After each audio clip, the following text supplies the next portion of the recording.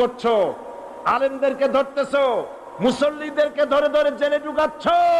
সময় আসবে এমন ইন্দুরের গর্ত অপমানা পালাবার জন্য।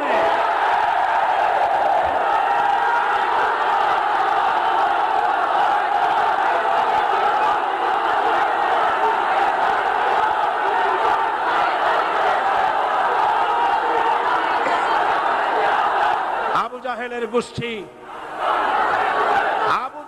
গোষ্ঠী মনে করেছে সোজা আঙ্গুলে ঘি যখন উঠলো না, আঙ্গুল বাঁকা করতে হবে।